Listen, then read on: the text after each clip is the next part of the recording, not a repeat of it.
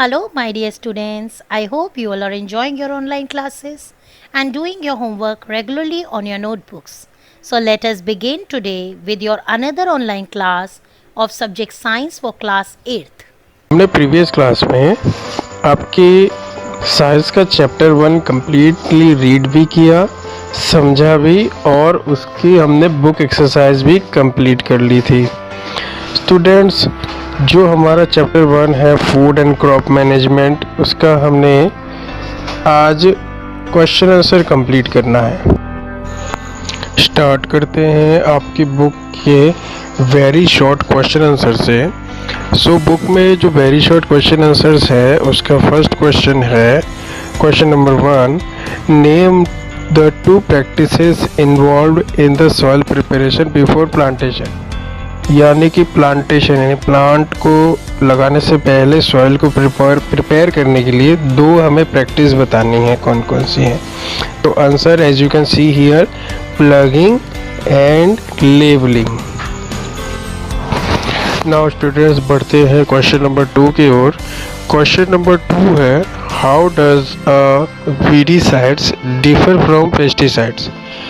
क्या पूछ रहे हैं, इसमें हमें अंतर बताना है। डिफर से बना है डिफरेंट, यानी अलग करना, उसमें भेद करना। तो हमें किसको अलग करके बताना है, वीडीसाइड और पेस्टिसाइड में हमें अंतर बताना है। तो आंसर में देखिए, पहले पेस्टिसाइड्स जिस फॉर्मेट में लिखा है उस फॉर्मेट में ही आंसर लिखेंगे आप। It is the substance which is used to control insects and pests. Pesticide से इंसेक्ट और पेट्स को कंट्रोल कर सकते हैं। Then weedicide, the substance which is used to control unwanted plants. ठीक है, जो अनवांटेड प्लांट्स होते हैं उनको वीड्स बोलते हैं और वो वीड्स से ही बना है वीडीसाइड्स। तो वो अनवांटेड प्लांट को वो प्रिवेंट करता है, उसको ग्रो नहीं होने देता। ये आंसर आप इसी फॉर्मेट में नोट करिए। Next question number 3 is, what are the advantages of using combine on large farm. Students, इसमें ये पूछे गए हैं कि एडवांटेज बताना है कंबाइन का, यानी बड़े फार्म, लार्ज फार्म यानी बड़ा जो खेती वाला जो एरिया है, एग्रीकल्चरल लैंड, उसमें कंबाइन का क्या एडवांटेज है, इससे क्या फ़ायदा होता है। स्टूडेंट्स, कंबाइन क्या होता है, हमने क्लासेस के दौरान इसको डिस्कस किया था। कंबाइन एक ऐसा मशीन है जो आपका थ्रेशिंग और हार्वेस्टिंग दोनों करता है और विनोइंग भी करता है। ठीक है, तो वो है, उसको बोलते हैं कंबाइन। तो ऐसी मशीन है वो। अब वो मशीन का यूज़ क्या है वो पूछे हैं। तो आंसर में अब देखिए, combine is a versatile machine design to. Combine एक वर्सेटाइल मशीन है जो डिज़ाइन किया हुआ है efficiently harvest a variety of grain crop. जो बहुत सारे जो बड़े लैंड में जो वैरायटी वाले ग्रेन क्रॉप्स हैं उसको हार्वेस्ट करना यानी काटने के लिए यूज़ होता है। The name derives from its combining 3 separate harvesting operations. जो कंबाइन है, इसका नाम कंबाइन इसलिए रखा है क्योंकि वो 3 काम करता है। ठीक है, तो क्या 3 काम है, reaping, threshing and winnowing into a single process. एक ही प्रोसेस में वो रीपिंग, थ्रेशिंग और विनोइंग, ये तीनों काम वो कर देता है, इसीलिए इसका नाम कंबाइन है और यही उसका एडवांटेज है। स्टूडेंट्स, अब क्वेश्चन 4 देख लेंगे। क्वेश्चन 4 है, how are grains stored in a godown. यानी ग्रेन को, जो बीज के दाने होते हैं जो हमारा क्रॉप्स में से निकला हुआ, हार्वेस्टेड किया हुआ, उसमें जो गोडाउन में उसको कैसे स्टोर करते हैं वो पूछा है। सो आंसर उसी पैटर्न में लिखे हैं, देखिए। Grains stored in heat, air and moisture free container. जो ग्रेन्स है उसको हीट, एयर और मॉइस्चर फ्री कंटेनर में या फिर जूट बैग में रखा जाता है, रखेंगे। बाय नीम लीव्स और पेस्टिसाइड्स पे, या तो उसमें नीम के पत्ते डाल देंगे जिससे कि उसमें पेस्ट ना जनरेट हो, और या फिर पेस्टिसाइड पे लाते हैं उसका यूज़ करेंगे। तो इस तरीके से गोडाउन में हम जो ग्रेन को स्टोर करेंगे। Next student, question number 5 is name any 2 weedicides. यानी वीडीसाइड वो होते हैं जो वीड्स को कंट्रोल करते हैं। वीड्स क्या है वो आपको पता है। तो 2 वीडीसाइड्स के नाम बताने हैं। तो आंसर लिखेंगे आप, जैसा कि आप स्क्रीन पर देख सकते हैं, डेलापोन और सीमेजाइन। ये 2 वीडीसाइड्स जो है ठीक है। इसको स्प्रे किया जाता है, आप नोट कर लीजिए। शॉर्ट हमारा कंप्लीट हो गया। अब जो है वेरी शॉर्ट कंप्लीट हो गया। अब शॉर्ट बी सेक्शन में शॉर्ट आंसर टाइप क्वेश्चन में क्वेश्चन 1 पूछा है, why it is necessary to plough the field before sowing the seed. यानी सीड को यानी बोने से पहले जो फील्ड है, ज़मीन है, उसको प्लग यानी जोतना क्यों ज़रूरी है। ठीक है, तो क्यों उसकी जोताई करना ज़रूरी होती है फील्ड की सीड को बोने से पहले। तो आंसर देखिए, the ploughing is necessary before sowing the seed to loosen the soil. जो सॉइल है उसको लूज करने के लिए, the soil so that air could enter in the soil, जिससे कि हवा ज़मीन के अंदर जा सके, and the plant could get proper nutrition, जिससे कि प्लांट की जो रूट्स हैं वो ज़मीन के अंदर होती हैं, उनको न्यूट्रिशन पूरे मिल सके। क्योंकि हम जो फर्टिलाइज़र या मैन्योर ऐड करते हैं वो तो ज़मीन के ऊपर रहती हैं, ठीक है ना। तो उसको हम प्लग इसलिए करते हैं जिससे कि नीचे जो रूट्स होते हैं उनको भी प्रॉपर न्यूट्रिशन और हवा मिले। तो इसके के लिए और लूज करने के लिए भी हमें प्लगिंग करनी ज़रूरी होती है। नेक्स्ट शॉर्ट का क्वेश्चन नंबर 2 है, what are kharif and rabi crops, give example. यानी कि रबी और खरीफ क्रॉप्स क्या है वो हमें बताना है और एग्जांपल भी देने हैं उसके। ठीक है, तो ये जो क्वेश्चन है रिपीटेड है काफ़ी बार, ये आपके 5th से या 4th से आता हुआ आ रहा है। तो बहुत सिंपल है, उसी पैटर्न में आंसर हमने लिखा है। देखिए स्क्रीन पर देखिए, और इसी पैटर्न में आपको भी लिखना है। The crops are sown in rainy season, season के मंथ भी लिखे हैं यहाँ पर ब्रैकेट में, June to September, are known as kharif crop such as rice, maize, soybean etc। Example भी आ गया हमारा। ये कंप्लीट हुआ हमारा kharif crop. Then after the crop which are grown in winter season, October to March, अक्टूबर से मार्च के बीच में विंटर होता है, तो वो the are known as rabi crops. Example दिए हैं gram, mustard etc। Next question number 3 is, why do plants mostly die in prolonged water logged condition. Simply क्या पूछ रहे हैं, क्वेश्चन टिके है, ध्यान से समझिएगा कि वाटर लॉक्ड मतलब कि जहाँ वाटर लॉक हो जाता है, यानी ज़्यादा पानी इकट्ठा हो जाता है, ऐसे जगह पर प्लांट्स मोस्टली ज़्यादातर क्यों वो मर जाते हैं प्लांट्स, ऐसा पूछ रहा है। यानी कि जो ज़्यादातर प्लांट्स ऐसे होते हैं उनकी जड़ों में ज़्यादा पानी दो तो वो सरवाइव नहीं कर पाते, तो पूछ रहे हैं कि ऐसा क्यों। सो आंसर में देखिए, prolonged water logging will result in the death of the plant. It is because, ऐसा इसलिए, the roots when introduce in excess water condition, जो प्लांट्स की रूट्स है वो ज़्यादा वाटर के कंडीशन के एक्सेस में फेस करेगा, तब can not absorb required oxygen, तब वो ऑक्सीजन को एब्जॉर्ब नहीं कर पाएगा, तो पानी से भर जाएगा जबकि उसे ऑक्सीजन चाहिए।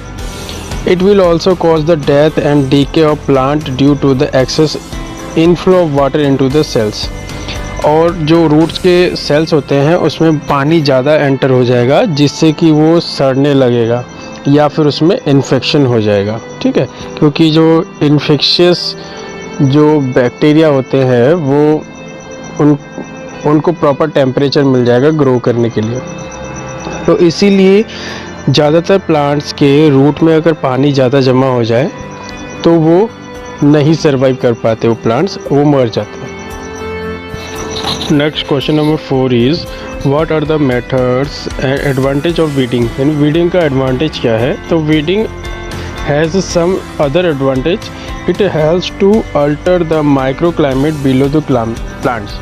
जो प्लांट्स है उसके नीचे माइक्रो क्लाइमेट बनने में, उनकी जो शेड होती है वो गिरम में छाया देने में, तो ये उनका एक दूसरा एडवांटेज है। Now question number 5 is of short question answer, that is right few steps that are taken to protect the crops from pest. यानी हमें कुछ ऐसे स्टेप्स लिखने हैं जिससे हम अपने क्रॉप को, फसल को पेस्ट यानी कीड़े और इंसेक्ट जो फसल को नुकसान पहुंचाते हैं उससे हम बचा सकें। उसके लिए हम क्या क्या स्टेप फॉलो कर सकते हैं, क्या क्या कदम उठा सकते हैं।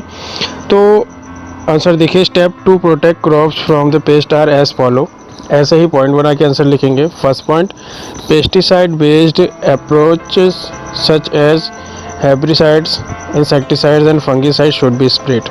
तो हमें ये जो स्प्रे है इनका स्प्रे करना चाहिए, ठीक है। नेक्स्ट सेकंड है biological pest control approaches such as cover crops, trap crops. Cover को अगर क्रॉप ज़्यादा फील्ड में नहीं फैला हुआ है, लार्ज एरिया में, लार्ज स्केल पे नहीं फैला हुआ है, तो आप उसको कवर कर सकते हैं, ट्रैप करके जाली बना के रख सकते हैं। Next third, barrier based approaches such as agro textile and bird netting. या फिर आप क्रॉप के ऊपर नेट यानी जाली बना सकते हैं, ठीक है। या फिर उसके ऊपर जो ग्रीन हाउसेस होती हैं वो आप उसके ऊपर अटैच कर सकते हैं। तो ये जो है कुछ 3 कदम है जो हम क्रॉप्स को पेट से बचाने के लिए कर सकते हैं, ठीक है। तो ऐसे ही आप पॉइंट में आंसर लिखेंगे। Now question number 6, what is harvesting and threshing. Harvesting और थ्रेशिंग क्या है, how it is carried out, ये कैसे किया जाता है। आंसर देखेंगे। The crops like wheat और rice are cut close to the ground by hand। जो क्रॉप्स wheat और राइस की होती है तो उसकी कटिंग कैसे होती है, ग्राउंड के पास से, यानी जो रूट जहाँ पर ग्राउंड लेवल होता है वहाँ से कटिंग होती है। और by hand using a cutting tools called sickle, जिसे हम हिंदी में हंसिया भी कहते हैं, उससे उसकी कटाई होती है, ठीक है। This is called manual harvesting. ये हार्वेस्टिंग कहलाता है फसल को काटना। अब यहाँ मैनुअल हार्वेस्टिंग इसलिए लिखा है क्योंकि ये हार्वेस्टिंग हाथ से की जा रही है, मशीन से होती है तो मशीन से होता है वो। नेक्स्ट देखेंगे, the process of beating out the grains from the harvested crop plant is called threshing. जो हमने हार्वेस्ट करी हुई प्लांट्स को बीटिंग यानी उसको जो पटकते हैं जिससे कि उसमें सीड अलग हों, तो ये प्रोसेस जो है वो थ्रेशिंग कहलाती है। Threshing is done to take out the grain from the outer covering called chaff. जो आउटर कवर होता है सीड का, जैसे गेहूं के ऊपर भी आपने एक छिलका टाइप देखा होगा, तो उसको काफ बोलते हैं। वहाँ से उसको अलग करना है, ये ही प्रोसेस हमारी कहलाती है थ्रेशिंग। स्टूडेंट्स, अब क्वेश्चन नंबर 7 है, what protections are taken in a godown to protect the grains. हमें गोडाउन में गेन्स यानी अनाज को प्रोटेक्ट करने के लिए क्या प्रिकॉशन लेने चाहिए, ठीक है। तो हमें क्या क्या सावधानियां रखनी चाहिए, कौन कौन सी हमें प्रोसीजर फॉलो करनी चाहिए। तो देखिए आंसर में लिखे हैं, following precaution should be taken while storing grain in godown. First, ऐसे ही हेडिंग में लिखेंगे आप, जैसे पॉइंट बना के लिखा है, as far as possible new bag should be used. जब आप ग्रेन को स्टोर करेंगे तो जो जूट बैग होती हैं या प्लास्टिक की बैग होती है वो नए होने चाहिए, यूज्ड किए हुए नहीं होने चाहिए। Second, the food grain which are not be stored should be clean, which are to be stored should be clean, free from insect, cool and dry। तो जो फूड ग्रेन आप स्टोर करने जा रहे हैं वो एक तो क्लीन यानी साफ़ होना चाहिए और वो ड्राई सूखा होना चाहिए और इंसेक्ट कीड़े वगैरह उसमें नहीं होनी चाहिए। Third number, after filling the mouth of the bag should be stitched tightly. Fill करने के बाद जो बैग है, बैग की जो जहाँ ओपनिंग पॉइंट है, जो माउथ है, बैग का मुंह अच्छे से टाइट करके सील देना चाहिए जिससे कि उसके अंदर कीड़े मकोड़े एंटर ना हो पाए और एयर टाइट रहे वो जितना हो सके। अब क्वेश्चन नंबर 8 है। क्वेश्चन नंबर 8 में लिखा है, right the short note on the. ये जो 2 पॉइंट है, टॉपिक है, इस पर आपको शॉर्ट नोट लिखना है 1 by 1। तो इसको 1 by 1 हम कंप्लीट करेंगे। मैं आपको आगे देता हूँ, आपको कॉपी में ही लिखना है 1 by 1 उसके नीचे। फर्स्ट है, मैन्यूरिंग अ फील्ड, यानी कि फील्ड में मैन्यूर करना, यानी उसमें खाद डालना। तो क्या है वो देखेंगे। Manure is organic matter used as fertiliser in agriculture. Manure एक ऑर्गेनिक मैटर है जो फर्टिलाइज़र की तरह काम करता है खेत में। Manure improves the fertility of the soil by adding organic matter and lots of nutrition. Manure जो होता है वो सॉइल की फर्टिलिटी को यानी उपजाऊपन को इम्प्रूव करता है उसमें न्यूट्रिशन ऐड करके, such as nitrogen as it trapped by bacteria in the soil. जैसे कि जो नाइट्रोजन है वो एक एसेंशियल न्यूट्रिशन है सॉइल के लिए, जो बैक्टीरिया के द्वारा ट्रैप किया जाता है एटमॉस्फेयर से सॉइल में। तो इस तरीके से मैन्यूरिंग फील्ड का आप नोट लिखेंगे। Next is irrigation of field. Field में इरिगेशन यानी कि उसमें पानी डालना। Irrigation is the application of controlled amount of water to plant at needed interval. Irrigation वो प्रोसेस है जिसमें कंट्रोल अमाउंट में पानी डाला जाता है प्लांट्स में और नीडेड इंटरवल यानी कि जब ज़रूरत होती है उस समय अंतराल में। Irrigation helps to grow the agriculture crops. Agriculture crop को उसको ग्रो करने में इरिगेशन हेल्प करता है। Maintain landscape and vegetate disturbed soil in dry areas and during periods of less than average rainfall. जो ऐसी जगह है जहां एवरेज रेनफॉल यानी बारिश नहीं होती, उससे कम बारिश होती है, उस जगह में ज़मीन की जो उपजाऊपन है और उसमें जो एग्रीकल्चर है उसमें जो क्रॉप्स ग्रो होगा उसको मेंटेन रखती है। जो इस प्रोसेस है वो उसका नाम है इरिगेशन। स्टूडेंट्स अब सेक्शन सी पर देखेंगे। सेक्शन सी जो है वो लॉन्ग आंसर टाइप क्वेश्चन है। उसमें जो क्वेश्चन 1 है वो है briefly describe the factor that have contributed to the success of green revolution in India after the independence।